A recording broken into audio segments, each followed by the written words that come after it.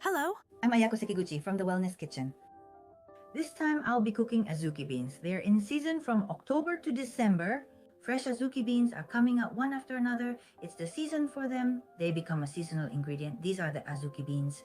But there are also many ingredients where people often wonder if it's okay to do things differently than usual. People often wonder whether it's better to soak them in water or not, or whether it's better to cook them as they are. There are all sorts of questions like that. I think there are a lot of questions like that. Red wine has roughly 50% more anthocyanin polyphenols, which provide antioxidant effects compared to white wine. I will introduce you to a healthy cooking method that brings out the full charm of small fish. So please watch until the end.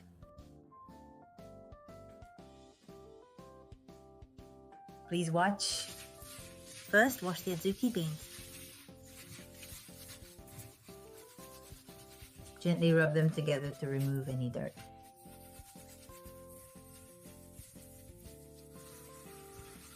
Lastly, drain the water and put them aside.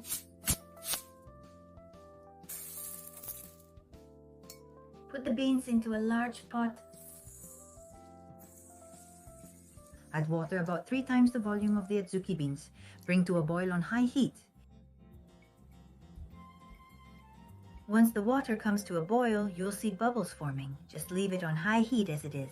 Boil it on high heat for 10 minutes, leaving the pot uncovered. Okay.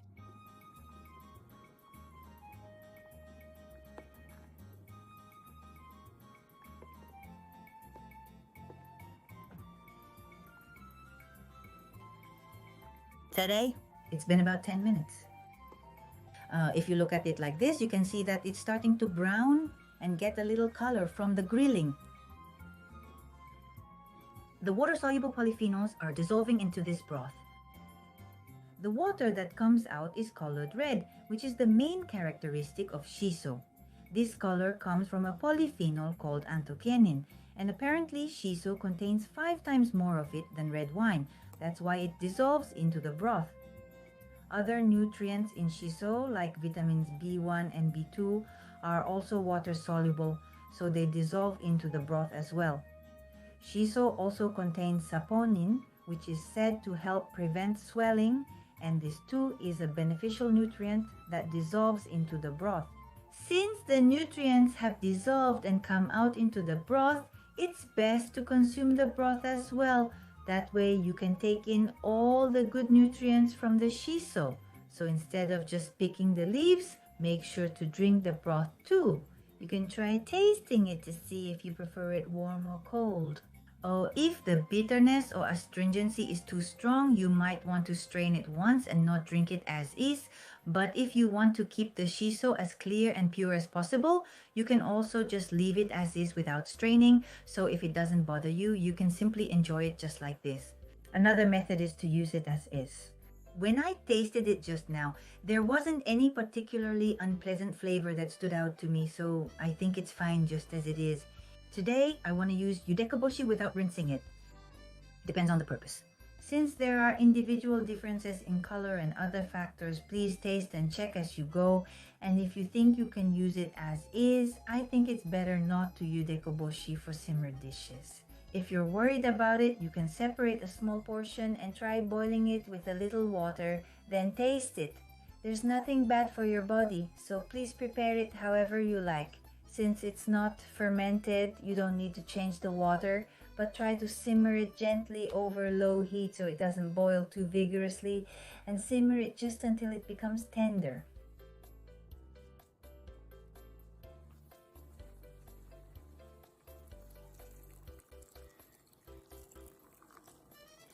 If the beans are not always kept soaked in water, add water as needed from time to time.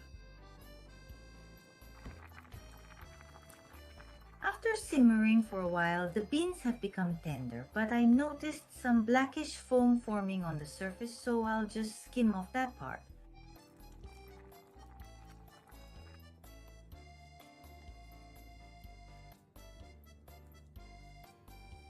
The beans have become completely soft now. Now I'll add the brown sugar. Adding brown sugar tends to firm up the beans due to osmotic pressure. Usually I add the brown sugar in 2 separate portions, but this time, since I'm using much less brown sugar, I'm adding it all at once. However, the sweetness Please adjust it to your liking.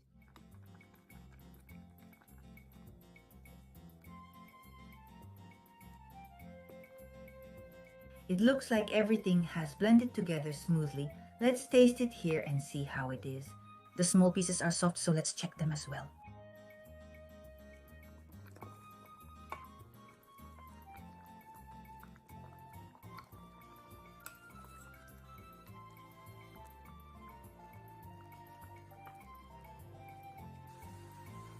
From here, we'll make the sweet red bean paste and move on. First, it's just plain. Add granulated sugar to the small pieces and put them over the heat. After adding the sugar, it may become a bit firm and sticky. If the sugar doesn't dissolve well, just return it to the heat again. It will become softer, so be careful not to burn it as you heat it. This will bring out the sweetness. Add a little water. Add a little salt.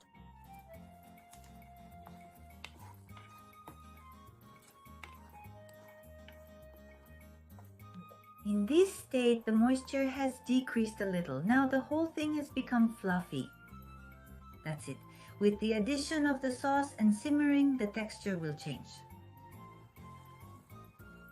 Also, when it cools down, it will become a little firmer, so please keep that in mind.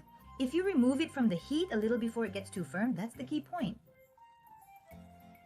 Today, rather than making it completely smooth, it's more like... There are still a few small pieces left. I want to finish making the bean paste while it still has a bit of a natural texture, so I'd like to stop the heat at this stage.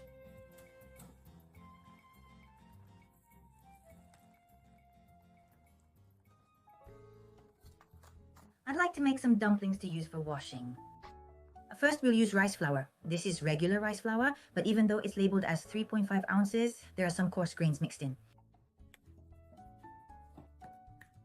Mix the rice flour and the potato starch together well. This brown rice flour has a slightly chewy texture, while the potato starch gives it a lighter mouthfeel, so please mix them together evenly. Now add the hot water. Add it.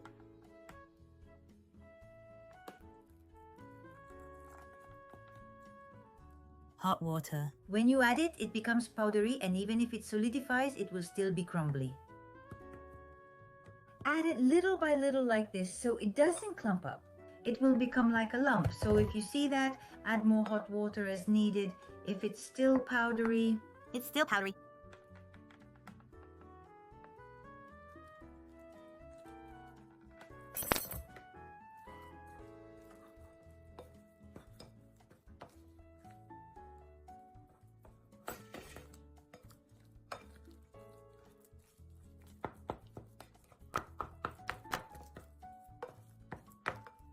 If you mix it like this, the powdery parts and the sticky parts will blend together and gradually become smooth. It's already coming together into a bowl, isn't it? Just like this, it becomes one lump. Once it gets firm like this... Okay, mix everything together. I'll start shaping it into balls now. That's it. If you feel like you've added too much hot water and it's become too soft, you can add a little more flour, rice flour that is. I want you to add just enough, so please check by touching it. It's often said to be about the firmness of your earlobe, but it's slightly firmer, just enough to not stick to your hand.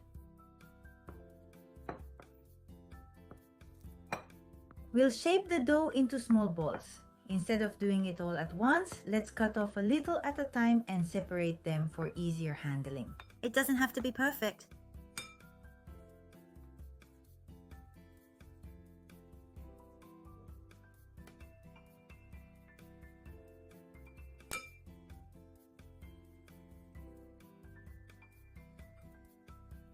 Thank you very much for watching. Now let's warm it up in the microwave.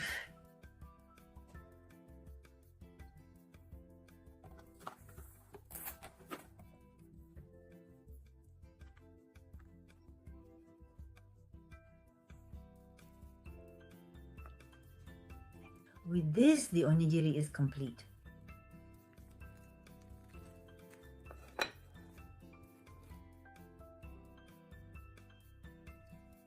Now I'll arrange the brown rice dumplings nicely.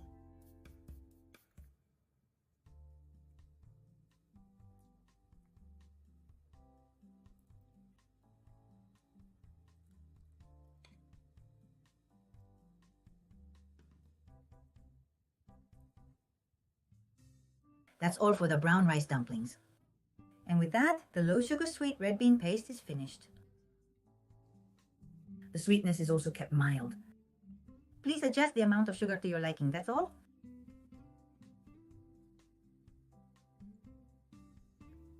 Thank you very much for watching until the end.